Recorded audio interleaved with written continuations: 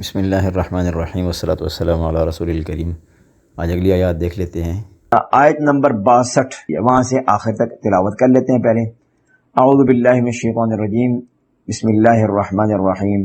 وَمِن دُونِهِمَا جَنَّتَانِ فَبِأَيِّ آلَاءِ رَبِّكُمَا تُكَذِّبَانِ مُدْهَامَّتَانِ فَبِأَيِّ آلَاءِ رَبِّكُمَا تُكَذِّبَانِ فِيهِمَا عَيْنَانِ نَضَّاخَتَانِ فَبِأَيِّ آلَاءِ رَبِّكُمَا تُكَذِّبَانِ فِيهِمَا فَاكِهَةٌ وَنَخْلٌ وَرُمَّانٌ فَبِأَيِّ آلَاءِ رَبِّكُمَا تُكَذِّبَانِ فِيهِنَّ خَيْرَاتٌ حِسَانٌ فَبِأَيِّ آلَاءِ رَبِّكُمَا تُكَذِّبَانِ حُورٌ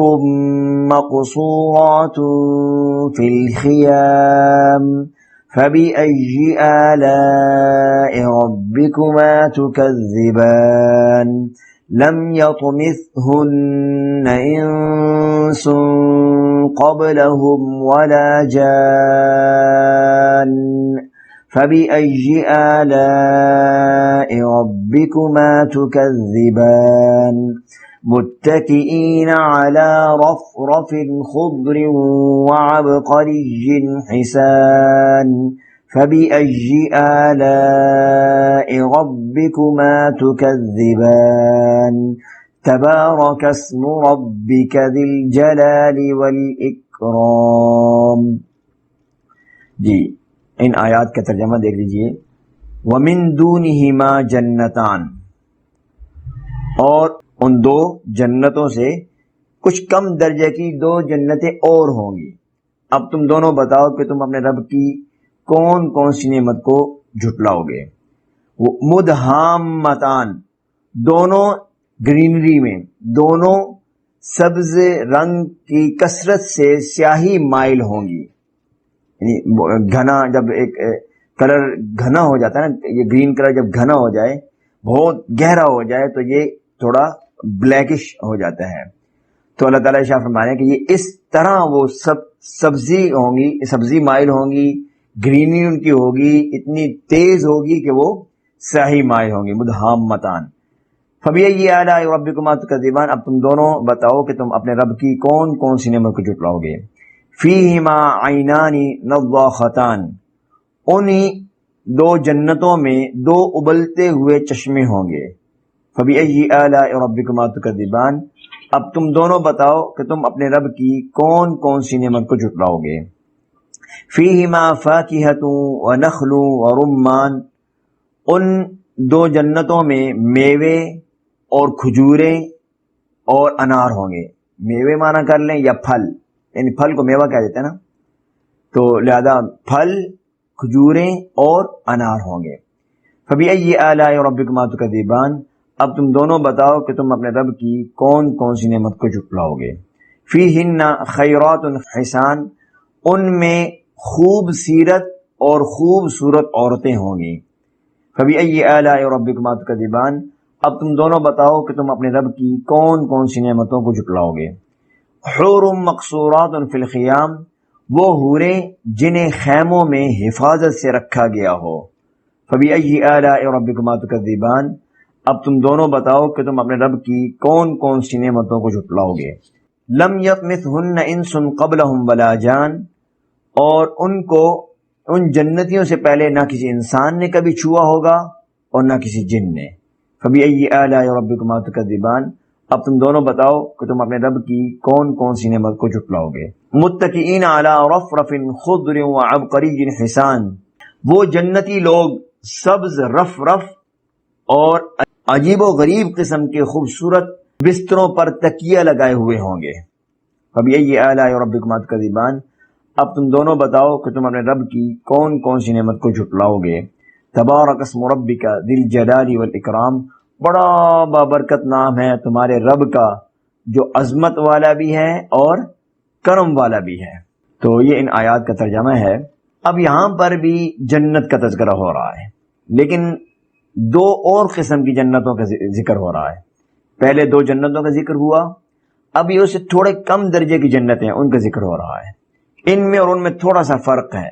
اللہ تعالیٰ شاہ فرمائے گا وَمِن دُونِهِمَا جنتان، ان دو جنتوں کے علاوہ دو اور جنتیں یا دو اور باغ کہہ لیں، باغ ہیں۔ اور پھر فرمایا مدہامتان، مدہامتان کے بارے میں نے آپ کو ترجمے کے اندر بھی بات بتلا دی۔ تو یہی اللہ تعالیٰ شاہ فرما رہے ہیں کہ مدہامتان کے ہیں گرین ہوں گے گرین ہی، لیکن گرینری اس طرح کی ہوگی جو بلیک لگے گی۔ اور پھر فرمایا فیہما عینان نضاختان، ان میں دو ابلتے ہوئے چشمے ہوں گے۔ یا اس کے بیان کرنے کا مقصود یہ ہے کہ جنت میں پانی کی کسی بھی قسم کی کوئی کمی نہیں ہوگی، بلکہ ہر وقت پانی چل رہا ہے، جاری ہے، میٹھے چشمے ابل رہے ہیں، چل رہے ہیں۔ انسان ان سے پانی جتنا مرضی استعمال کر لے، پانی ختم نہیں ہونے والا۔ دنیا میں کبھی کبھار ایسا ہوتا ہے کہ پانی ختم ہو جاتا ہے، کوئی چشمہ نکلتا ہے اور پھر کچھ عرصے بعد بند ہو جاتا ہے، لیکن جنت میں ایسا نہیں ہوگا۔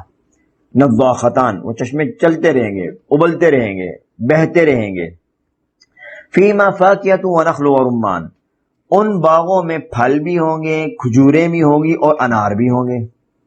اور ایک بات یہ ذہن میں رکھیے گا کہ جو جنت کے پھل کو کہا جا رہا ہے کہ انار ہوں گے، انگور ہوں گے، سیب ہوں گے، یہ معاملات ہوں گے، تو اس کا مطلب نہیں کہ جیسے ہماری دنیا کے اندر سیب یا ہماری دنیا کے اندر جو آم ہوتے ہیں یا ہماری دنیا کے اندر جو انار وغیرہ ہوتے ہیں، اس طرح نہیں، بلکہ یہ صرف اور صرف الفاظ تشبیہ کے لیے، تاکہ تھوڑا ذہن میں خاکہ سا آ جائے، اس طرح کا بھی پھل ہوگا۔ انار ہوگا تو ذہن میں خاکہ سا آ جائے گا، لیکن وہ انار دنیا کے انار سے بالکل مختلف ہوگا، اور اتنا لذت آفرین ہوگا، اتنا مزے کا ہوگا کہ اس جیسا دنیا میں آج تک پھل ہوا ہی نہیں۔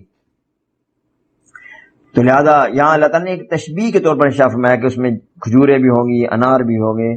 اب ایک بات یہاں ذہن میں آتی ہے کہ جب اللہ تعالیٰ نے ارشاد فرمایا کہ فیہما فاکہۃ، کہ ان جنتوں میں پھل ہوں گے، تو بتائیں کھجور اور انار بھی پھل تو ہے نا، پھل ہے، لیکن ان کو خصوصیت کے ساتھ دوبارہ ذکر کیا۔ کیوں؟ اس لیے کہ کھجور کا جو درخت ہے، یہ درختوں میں، پھلدار درختوں میں سب سے زیادہ عمر والا ہے، سب سے زیادہ عمر والا کھجور کا درخت ہے، اور ہر سال پھل دیتا ہے۔ حتیٰ کہ اس کا پھل اس انداز سے اللہ نے بنایا ہے، کھجور کا جو پھل ہے، کہ اگر 3 سال 4 سال بھی آپ رکھ دیں تو خراب نہیں ہوتی، بلکہ قابل استعمال رہتی ہیں۔ پھر کھجور کا جو پھل ہے، اس کے اندر قدرتی طور پر اللہ تعالیٰ نے اس کے اندر بیک وقت شوگر بھی اس میں رکھی ہے اور انرجی بھی رکھی ہے۔ یعنی بعض علاقوں میں کھجور کا پھل بطور کھانے کے استعمال ہوتا ہے، غذا کے استعمال ہوتا ہے۔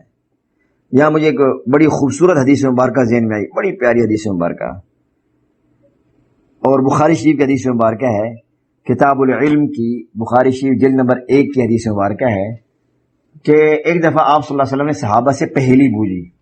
آپ علیہ السلام بھی پہیلی بجوایا کرتے تھے، ذہن میں رہے۔ تو آپ صلی اللہ علیہ وسلم نے پہیلی بجوائی، آپ نے کہا مجھے بتاؤ وہ کون سا درخت ہے کہ جو انسان کے مشابہ ہے، انسان کے مشابہت رکھتا ہے، کون سا درخت ہے؟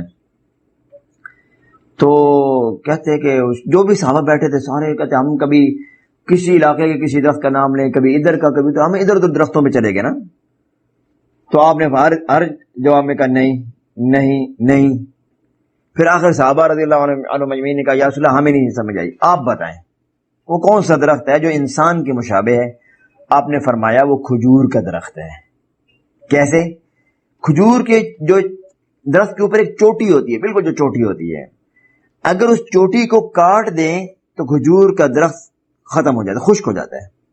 آپ دیکھیں کبھی مشاہدہ کیجیے کہ اس بات کا کہ کئی جگہوں پر ایسا ہوگا کہ آپ کو کھجور کا تنا پورا درخت لگا نظر آئے گا، لیکن اس پہ کوئی شاخ نہیں ہے، کوئی ہریالی نہیں ہوگی، کوئی گرینری اس پہ نہیں ہوگی، کوئی پھل نہیں ہوگا، اور آپ دیکھیں گے اوپر سے اس کو کاٹا ہوا ہوگا، اب وہ اوپر نہیں چڑھ سکتا، نہیں چل سکتا اب۔ تو آپ نے فرمایا یہ انسان کے مشابہ ہے، اس لیے کہ انسان کی گردن بھی جب جدا کر دی جائے تو انسان کسی کام کا نہیں رہتا ہے، ایسے یہ درخت بھی اگر اس کا سر جدا کر دیا جائے تو پھر یہ بھی کسی کام کا نہیں رہتا۔ یہ بات ہوئی تو اس کے بعد سارے صحابہ رضی اللہ عنہ تھوڑی دیر بعد اپنے اپنے گھروں کو چلے گئے۔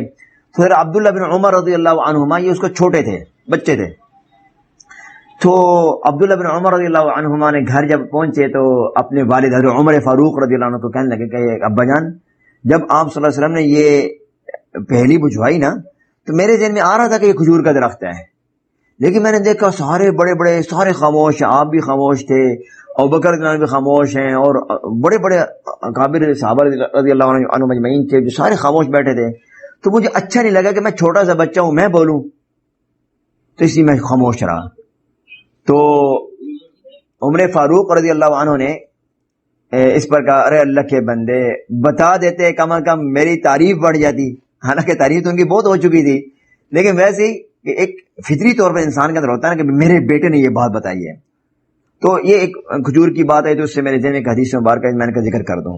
تو کھجور اور انار کو خصوصیت کے ساتھ اللہ تعالیٰ نے دوبارہ ذکر کیا، کھجور کو بھی اور انار کو بھی، کہ یہ دونوں پھل بیک وقت یہ پھل بھی ہیں اور انسان کے لیے غذا بھی ہیں۔ باقی پھلوں کی بھی اپنی اپنی خصوصیات ہے، لیکن ان کو اللہ تعالیٰ نے خصوصیت کے ساتھ ذکر فرمایا ہے۔ پھر دوسری بات یہ کہ خصوصیت کا بعض دفعہ ہوتا ہے کسی چیز کو خاص طور پہ ذکر کیا جاتا ہے اس چیز کی اہمیت بتانے کے لیے، جیسا کہ حدیث مبارکہ میں آتا ہے کہ آپ صلی اللہ علیہ وسلم کے بارے میں کہ آپ صلی اللہ علیہ وسلم کان یحب الحلوا والعسل، آپ صلی اللہ علیہ وسلم کو حلوہ اور شہد پسند تھا۔ اور ایک بات ذہن میں رکھیے گا کہ عربی میں حلوہ ہر میٹھی چیز کو بولتے ہیں، کوئی بھی میٹھی چیز ہے، تو حلوہ جو ہمارے یہاں حلوہ کی ایک خاص قسم ہوتی نہیں، بلکہ عربوں کے یہاں ہر میٹھی چیز، برفی ہے وہ بھی حلوہ، رسگلہ گلاب جامن ہے تو وہ بھی حلوہ، اور حلوہ ہے تو وہ بھی حلوہ، میٹھی چیز کو حلوہ کہتے ہیں۔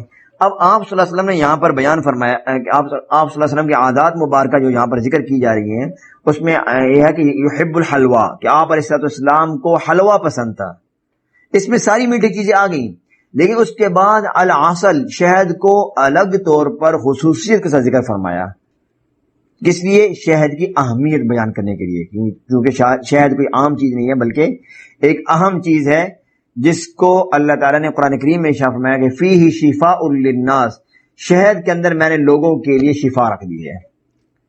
پھر اس کے بعد اللہ تعالیٰ شفا فرما رہے ہیں فبأي آلاء ربكما تكذبان، تم اپنے رب کی کون کون سی نعمتوں کو جھٹلاؤ گے۔ پھر آگے وہی فیہن خیرات حسان، یہاں پر پھر جنتی عورتوں کا ذکر آیا جن کا ہم پہلے تذکرہ کر چکے ہیں، اسی طرح یہاں پر بھی ذکر ہے، لیکن یہاں پر ایک اضافہ ہے کہ حور مقصورات فی الخیام، کہ اللہ تعالیٰ شاہ فرما رہے ہیں کہ وہ خوبصورت عورتیں خیموں کے اندر روکی ہوئی ہوں گی، ان کو وہاں روکا ہوا ہوگا، کس لیے؟ کہ کہیں باہر نکلیں تو کسی مرد کی ان پر نظر نہ پڑ جائے، کسی غیر مرد کی نظر ان پر نہ پڑے۔ تو یہ حیا کی ایک اور مثال اللہ تعالیٰ نے یہاں پر ذکر فرمائی ہے۔ اور یہ بھی ذہن میں رہے کہ آپ صلی اللہ علیہ وسلم نے جو جنت کی عورت کے بارے میں بیان فرمایا، تو ایک حدیث مبارکہ میں آتا ہے کہ آپ نے ارشاد فرمایا کہ اللہ تعالیٰ نے جنت کی عورتوں کو زعفران سے بنایا ہے، زعفران سے پیدا کیا ہے۔ تو اور یہ باقاعدہ حدیث مبارکہ میں واضح طور پر موجود ہے۔ پھر آگے جنت والوں کے آرام اور ان کے آسائش کے بارے میں ذکر ہے، تو اس کے بارے میں انشاءاللہ تعالیٰ کل بات کر لیں گے، مختصر سی بات ہے لیکن اس کو انشاءاللہ تعالیٰ کل دیکھیں گے، اور کل ہی ہم یہ بھی مزید جنت کی کچھ نعمتوں کا ذکر کریں گے، اور اس کے بعد انشاءاللہ تعالیٰ ان اعمال کا تذکرہ بھی کریں گے جن اعمال کے ذریعے سے بآسانی انسان جنت میں جا سکتا ہے۔ اللہ تعالیٰ ہمیں آپ علیہ السلام کی سنتوں کی کامل اتباع کرنے کی توفیق عطا فرمائے، آمین۔